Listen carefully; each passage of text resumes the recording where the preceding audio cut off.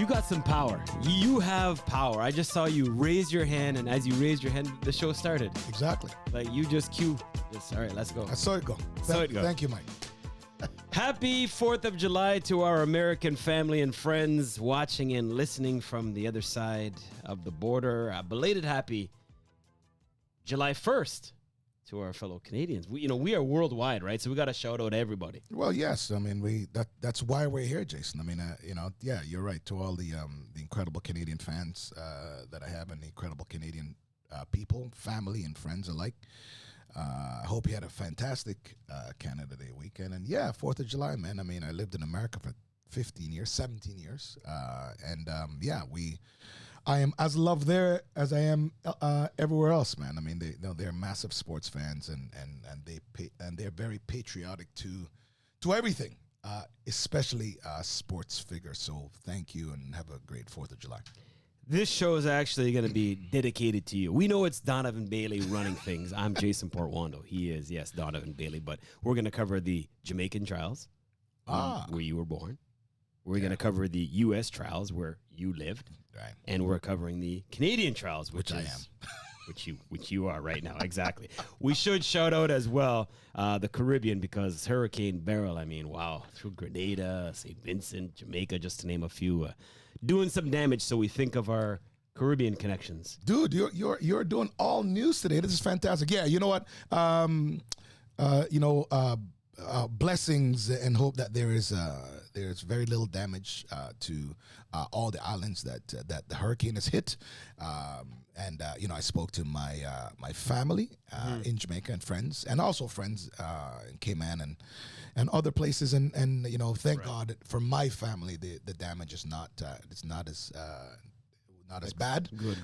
But yeah, for all those for the people that are suffering, condolences, and get some help, and hope the government and whatever help is needed gets back up and running as soon as possible.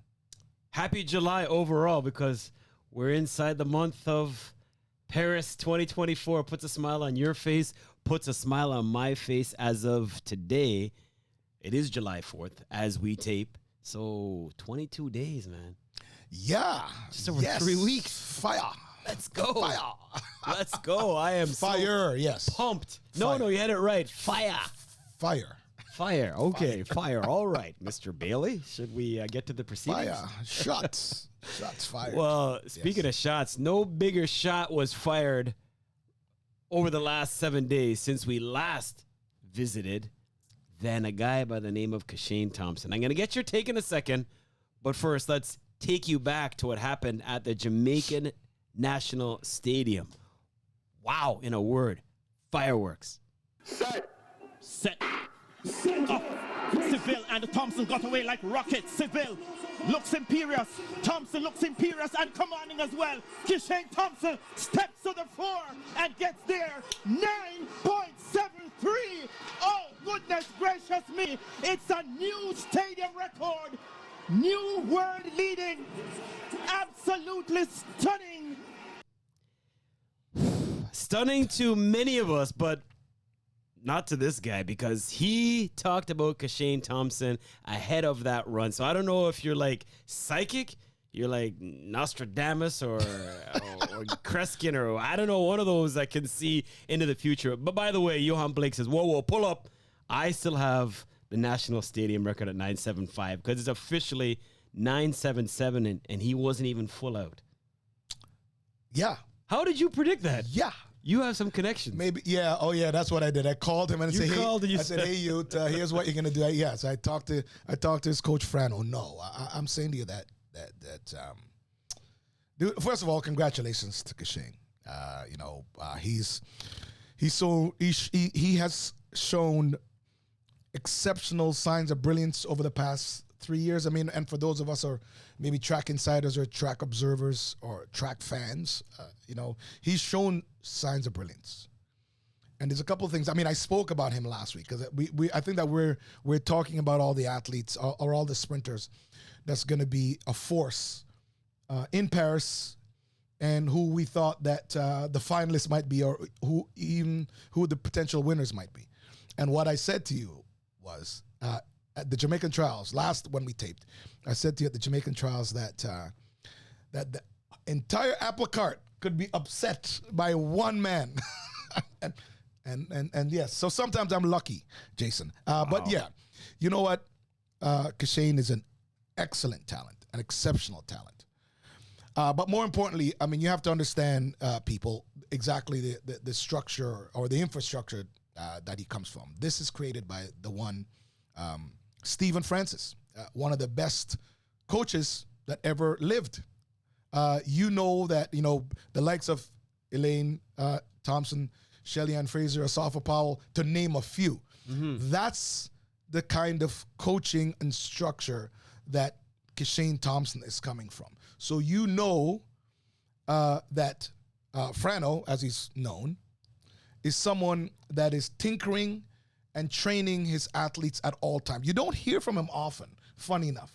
When he gives an interview, it's usually profound information that you're getting. And you know that he's someone who has such depth, in his study as how to get the human form to go as fast down the track as possible. So, no, what he ran didn't surprise me.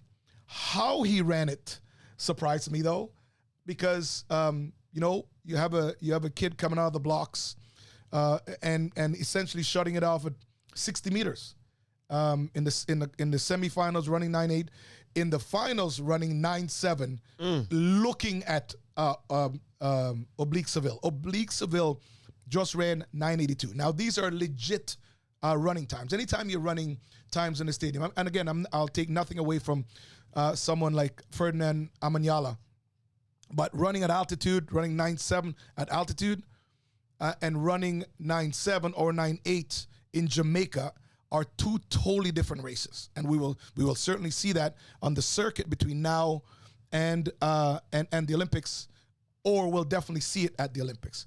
But what I'm saying to you is that Oblique Seville was out and he was running, and Kishane ran past him like he was in the stands, dude, and then shut it down. So I'm saying to you that this kid has the ability, and I'm telling you this now. And I'm listening. He has the ability to run 9.6 in Paris, and that would not surprise me.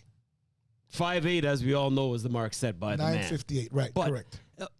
To put this in perspective, he is now the joint 9th fastest man in history. Right. He's the 4th fastest Jamaican in history, behind obviously Bolt, but there's Johan Blake, and Asafa Powell. Right. 44 strides. Right. His average stride length, 2.27 meters. I mean, back in the day when Gatlin was going 9.71 in Beijing, it was 2.20. Right. And then he went 9.69 Gatlin as well. It was 2.23. He's covering 2.27 meters, an average stride length. I'm glad you got that stat, dude. I didn't even know that you were collecting that. Brethren. I'm saying Brethren because I'm gone. Forget about, everything else. I'm just gone off the map. Professionalism is gone. This is sick. The guy hasn't run all year. How is this possible? Well, like I said before, I mean, again, I think that when you look at the products or the athletes that Stephen Francis has produced, you have to understand his training methods, his methodology. Methodology. Yeah, man. Sorry. Me hear you. Still have a top patois. Anyways, Yeah. you have to understand that.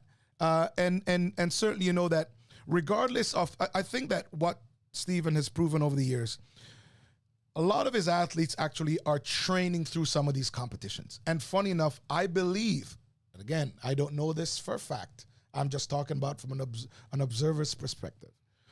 I believe that he had Kishane training through the trials. I don't think that he has him ready yet. I don't think that's the ready Kishane Thompson. I think he's going to have the ready Kishane Thompson in Paris. And so, Jason, you're looking at all the stats of his stride length and all of that stuff. Remember, he shut it down. Yes. He shut it down, people. He shut it down. So, so this USA rival versus Jamaica rivalry, all of that stuff. And I saw Stephen A. Smith and Shannon Sharp, letting the world know that the competition between America and Jamaica, it was done because of how Noah Lyles and Bednarik and Arian Knighton performed in the U.S. that it was over. But my man, you got to understand, as a culture, you just need to go to Jamaica to actually understand it. And the last thing you want to do is light that fire, because although you have 350 million people versus 3 million people, and your idea is that we're fighting with just sticks, you got another thing coming. I don't want to make this, Kishane Thompson running things, because you can't. Well, it isn't. But it's Donovan Bailey Running Things talking about Kishane Thompson. Yeah, running but things. I feel like we're going on and on about him. But Right. it's just, you bring up the fact the night before didn't exactly get to bed early. Yeah, it was terrible, actually. You know what I mean? Yeah. So put that into consideration, as well as the fact that here's a 22-year-old that hasn't run basically all year, and to do that. One last thing. Yes or no? Are you worried about him peaking too early off of that effort? No chance. Okay. No, I'm not. No, I'm not. Again, I talk about the structure again. I mean, you're correct, Jason, about speaking about Kishane. I mean, we have, obviously he's the number one guy in the world right now, and the person making the most news. I mean, Noah Lyles been doing it, but Kishane right now is taking that over. The guy that came second to him is Oblique Seville.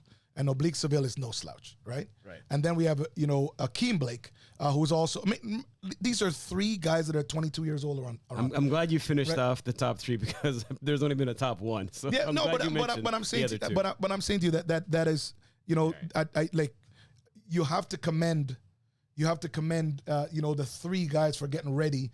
But to your question before, there's no chance that Stephen Francis will have his athletes speaking for the Jamaican trials. There is no chance. So, I mean, we will probably go into this a little further with some of the other athletes. I mean, obviously, we'll go into the ladies, in when we get to it. Mm-hmm. But yeah, to your question, there's zero chance that Frana will have his athletes peaking for the trials. I mean, in my career, Dan never had me peaking at trials ever. Okay. Wow. That was by far the race of the week. Thank you, as always, to biopods.com for, sending us that, sponsoring that. So Biopods, check it out at biopods.com. You can empower your every step. The ladies, the women, we got to go there next. No surprise that Sharika wins. For many, though, the bigger surprise, or the bigger notation, if you will, was Tia Clayton. Right. Finishing second ahead of Shelly-Ann Fraser-Price. Oh, that's not a surprise, man. I mean, ultimately, people, you have to understand this. Number one, first of all, Tia is the up and comer. She's the Right. she's the future. She's the future of Jamaican. One of the future leaders of Jamaican female sprint dominance. Not a surprise how she did. Not a surprise how fast she's ran. Her and her twin sister have shown signs of this from they were in their early teens.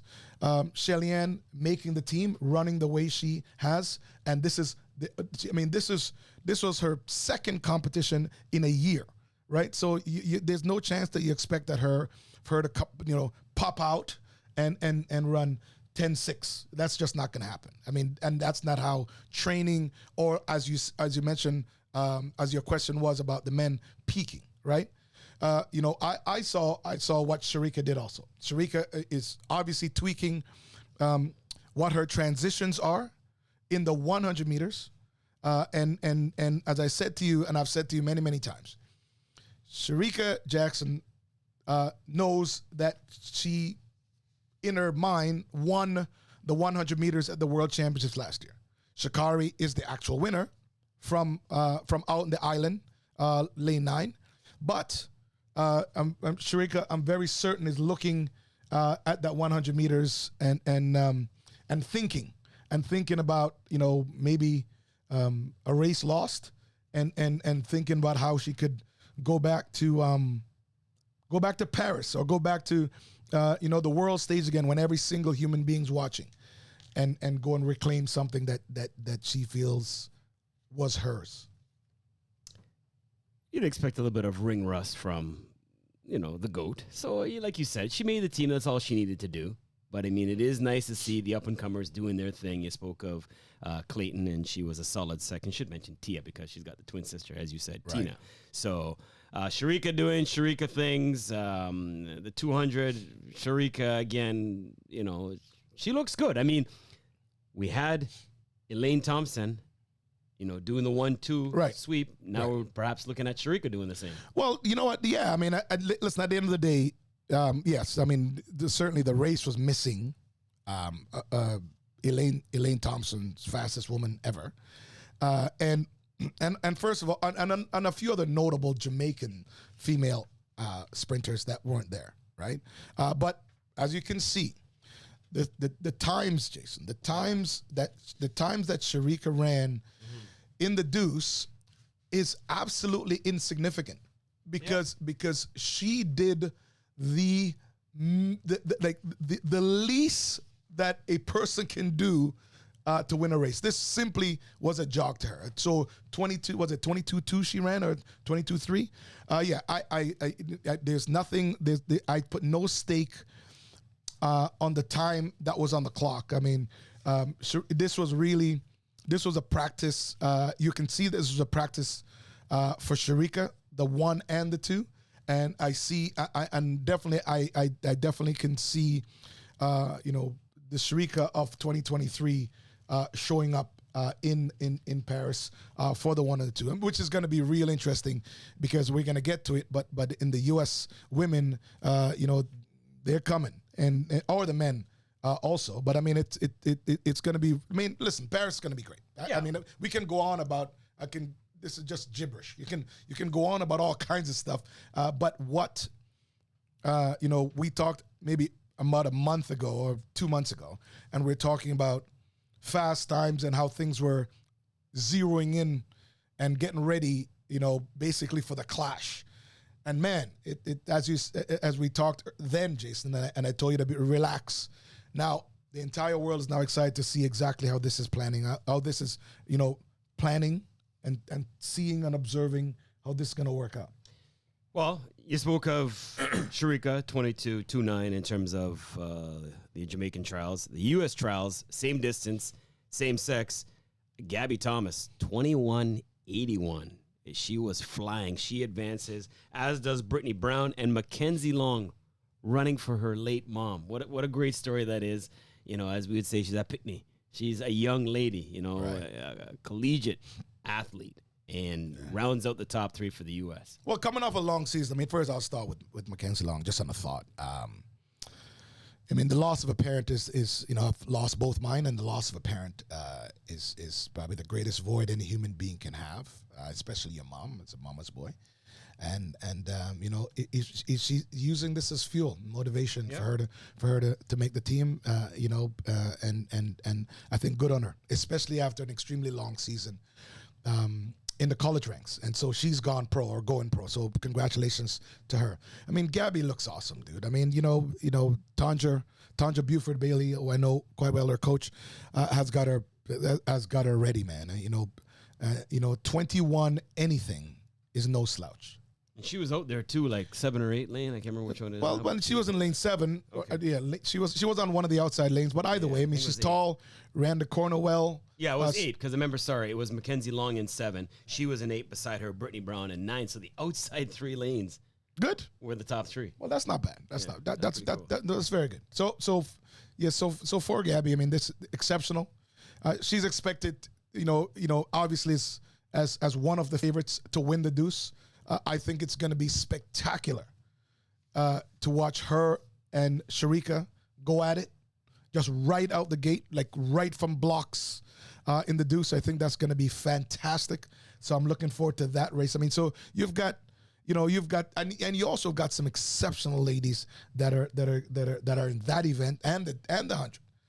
The deuce is going to be spectacular. So another must-watch event in Paris.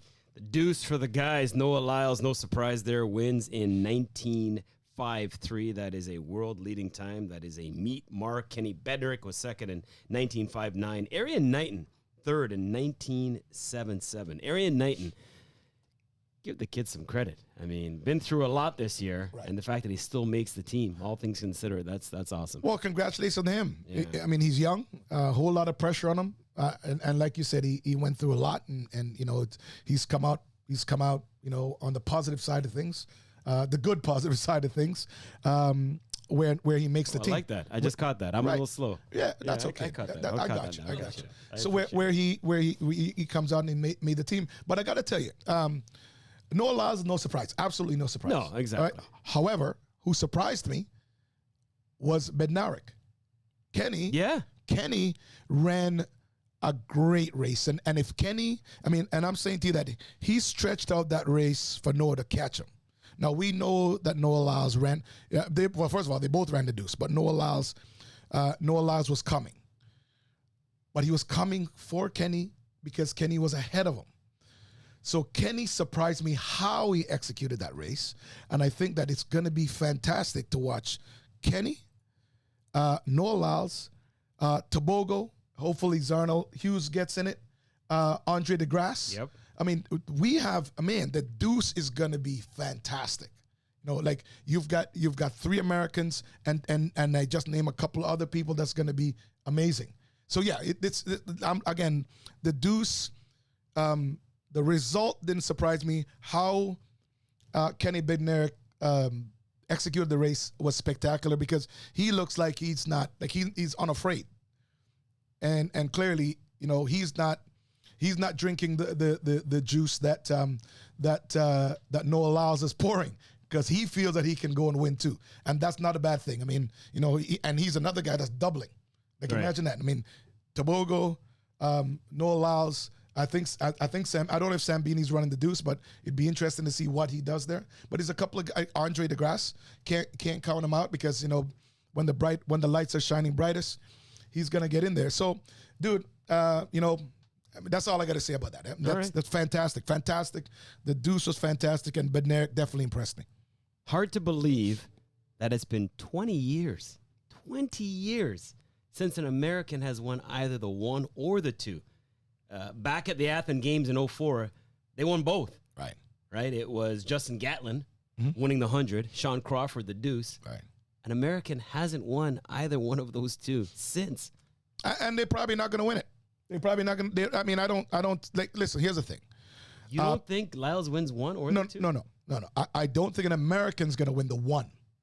I do not think an American's going to win the 100 So you're meters, saying Lyles will get upset? Hold on. No, not at all. I don't think Lyles is going to get upset because right now, if you're looking at the top 4 sprinters in the world, Noah Lyles is number 4.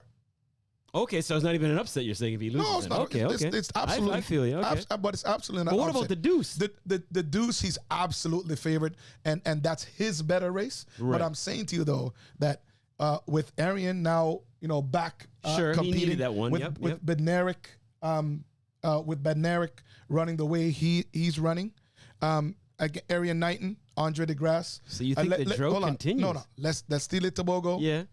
I'm saying to you that there is no favorite right now. Wow. That's a favorite, right? And I'm saying to you that Noah Lyles absolutely is he's leading and he's definitely favored to win the deuce. The 100 meters is going to be more difficult. I put my hand up like I'm in class because I got a favorite for you. Who? Sydney McLaughlin-Levrone. There ain't nobody beating her in the 400 hurdles. Yes. You can give her that medal right now.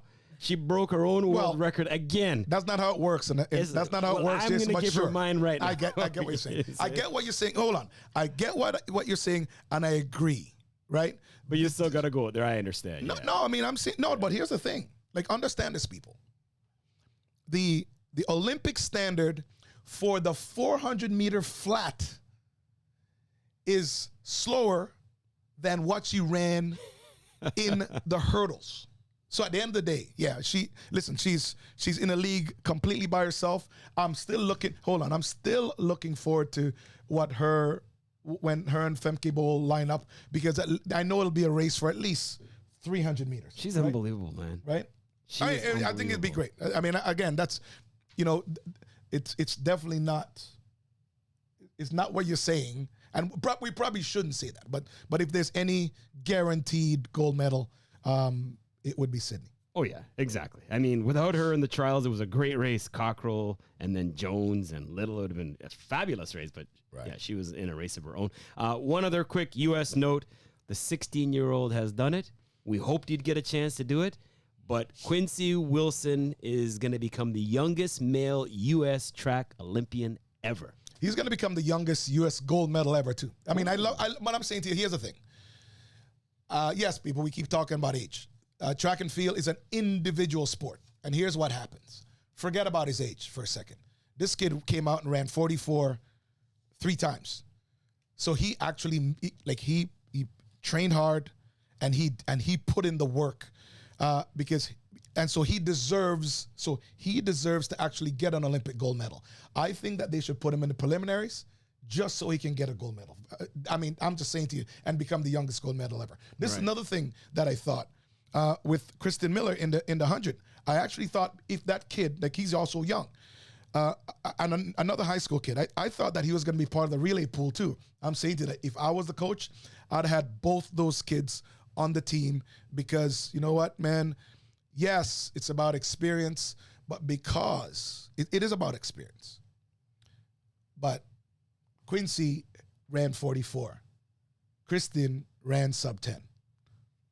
Every single trials across the world, except for America and probably Jamaica, both of those kids are winning. Like everyone. Every single trials, except for Jamaica and the U.S., both of those kids are national champions. So I think they both deserve they both deserve to be on the team. I don't know if Kristen's part of the pool, but for Quincy, yeah, man, you know what? Get out there, kid, and become the youngest gold medalist from America ever. Forget about Olympian. Olympian just means you participate. You want to be a champion. Unbelievable. Going to Bullis High School, the way he found out was phenomenal. His coach said, Quincy, got some bad news for you. And he's like, what's that? He said, it's all right, man. He goes, no, you're going. And he just blew the kid away. He's a straight A student. Love everything about him. What a story. Looking forward to that. Good autopsy right there. Yeah, exactly. Canadian trials. What? I don't know if I've ever seen that before. Audrey DeGrasse wins the 100. Knocks off the 5-time defending champ Aaron Brown, but that's not the story. Elliot Gibi, a guy you know very well, right? His name goes up as the winner. And I understand sometimes it's a close finish, but this wasn't close. I mean, I don't know what happened or how that even, occurred. Well, I don't know how it occurred either because, I mean, I was quite happy when I saw Ellie's name up there. I mean, But you saw the race. He didn't win. I saw the race from one angle at that time. Okay. I mean, certainly. But, but listen, the time wasn't fast. I'm glad that Andre's been consistent. Congratulations for him for winning another national championship. He's been consistent all year. But also Ellie and Dwayne Asamoto have been consistent all year. So I was happy to see that in Canada, the competition is tight again. With Ellie and Dwayne, Andre, Aaron, and the other guys that are on the relay squad, we have a set of athletes that can get out there and compete on the international circuit. And vie for a medal at the Olympics. So, the race, man, so I'm happy for that. But the race was, the race was quite different. I mean, it was cold. They ran into a negative wind. You can see Andre's savvy, masterful, what's the word I'm looking for? Experience would be it. And he came out of the blocks, executed well, and Ellie was out in front of him, and he just slowly ran him down. Obviously Ellie made some mistakes there over the last 70, 80 meters. But I think that there's amazing upside for him, and it looks good, man. I think that Canada has some really good athletes that are going to Paris. Our relay program looks good. Andre looks good. I gotta say, Andre looks good. Aaron looks good too. In the deuce, and the relay team looks good. Andre DeGrasse wins the 100 in 10:20, GB was second, 10:23. Aaron Brown third, 10:25. Andre's first win in the 100 since 2017. That's talked about. Aaron Brown has owned that.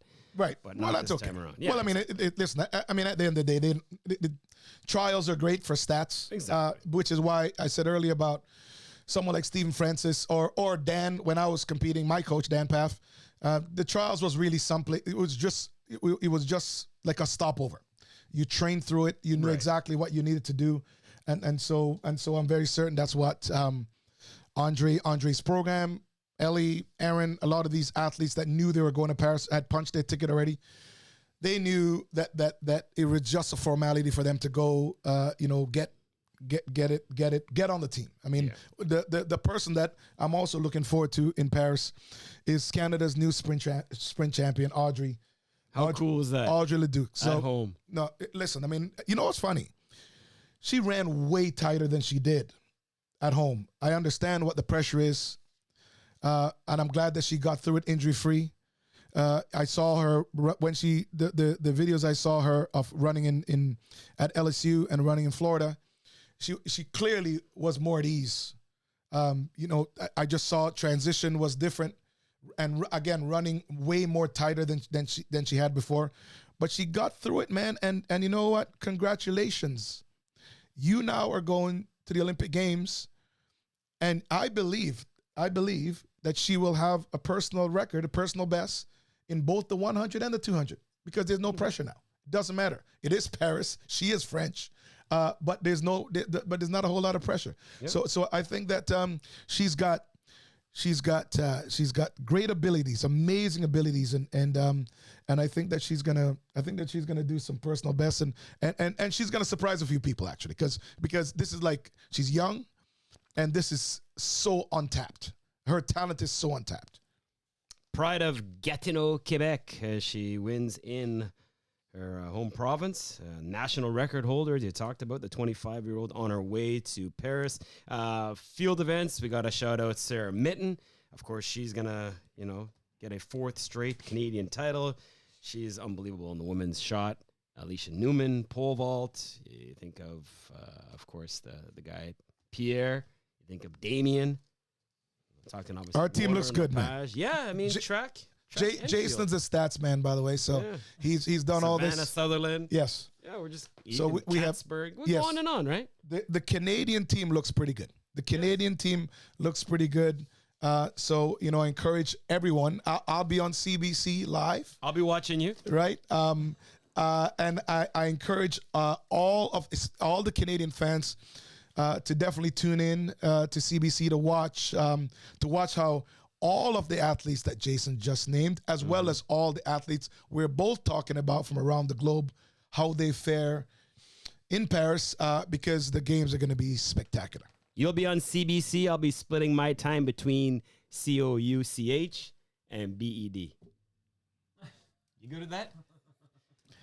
Yes. You're good at that? Okay. Do you laugh at it? You want to laugh at it? Go ahead. It's okay. You can laugh at it. We didn't mention Grant Holloway by the way as well, doing the jumps for the U.S. He's another one to keep an eye on. So. Oh, but Grant. Remember I said to you earlier, Grant is one of, if not my favorite athlete that's competing in track and field now. Grant Holloway, spectacular hurdler. But I'm just saying to you that if someone came to me and said, you need to pick one person that can run the 60, the 100, the 200, the 400, and then, of course, have the 110 hurdles and the 4 hurdles. I'm talking about flat plus the hurdles. If you could pick one person that could do all of those things and run the 4x1 relay and the 4x4 relay, that'd be my guy. Fair enough. We got one thing left to do. Let's do it. A cleaning stream to Donovan Bailey is pouring it on. 1996, forever etched in all Canadians' minds, and that record. It's the world mind. What are you talking about? Well, I'm just saying because you first time ever in the history of the world. Yes. All right. But you feel patriotic. It's great. Of course. What you did, but then you feel extra special because you represent the red and white. Don makes that alive every single time I hear it. Right. Yeah. The Don. Yes. Don Whitman and the Don. Yes. That's right. Exactly. The article Don. All right. Putting you on the spot. Quarterfinal action at the Euros. We're going to run the gauntlet. You've been pretty good with your picks. First up, tomorrow, Spain, Germany. Spain. Ooh. Portugal, France. Ooh, France. England, Switzerland. The Swiss has been playing good, and they upset my last pick, so I'm going to go with them. Dutch, Turkey. Turkey. Turkey. All right. Upset. Copa, Argentina, Ecuador. Argentina. Venezuela, Canada. Well, I got to say Canada. Yeah, tough one there. Tijon Buchanan. I gotta be patriotic. Yeah, okay. Colombia, Panama. Well, I like Colombia. Uruguay, Brazil. Brazil. Although I like them both. Fair enough. Want to get a quick thought? I know you're a Lakers fan. LeBron is going to stay with the team 2 years, $104 million, and Bronny drafted by the Lakers. Yes. Yeah, man. $52 million per. Hey, listen, LeBron has great management because he owns the management company. He knows the market quite well. He also is an incredible asset to not only the NBA but to the Lakers organization, and so that's the reason why he's putting a lot of money in the bus pockets. Yeah, I guess. And so that's the reason why it is that Bronny is there. How cool would that be for any dad to play any sport with his daughter and or son? Dude, I mean, it'll be. You know what? I think it's amazing. I mean, you know, obviously, a lot of people are upset with that, but I'm just saying to you that, you know, from a person who's you know, my dad eventually became my best friend. I mean, who was a strict Jamaican dad. Mm-hmm. Yeah, man. There's going to be no bigger pressure than Bronny playing with his dad on the floor under the lights. So whenever that opportunity comes up, that kid is either gonna shine or he's gonna be a bust that day. But there's no bigger pressure. There's absolutely no bigger pressure than you doing something for your dad, with your dad's advice, with your dad watching, or in his case, passing the ball or getting the ball from your dad. So, man, a lot of pressure, but I think that he's going to shine. It wasn't a father-son moment, but it was a grandfather-grandson memory that I want to wrap things up with. Nico Ali, you know, I was watching that fight. Shoulder separates. He's trying to pop it back in. I mean, a shoulder separation for anybody out there who's had it knows it's damn painful. And this guy's still fighting, trying to pop it back in himself, wins the fight. Well, dude, I mean, listen, at the end of the day, that's why these guys do what they do. And obviously, you know, I think being an athlete's not for the weak-minded. Mm-hmm. But my God, man, I mean, you're right, because I turned away. Yeah, but imagine you're doing anything and your shoulder pops out, and there's somebody coming at you to punch in the face, and you're trying to not only pop it back in, but also throwing punches. You know, listen, congratulations to that. That's excellent. And you know what? Hey, man, he's showing that. I guess that champion mindset and that champion DNA from his granddad. Our thanks to the Great Canadian Sauce Company for sponsoring the Anchor Leg. Same thing to Biopods for our race of the week. Another week done, and we are 1 week closer to you know what. I can't wait for Paris. Continue to like, share, follow, download, subscribe. Be a part of this podcast any way you can. Jason Portuondo saying thank you for the company. My man, take us out. Track season is on.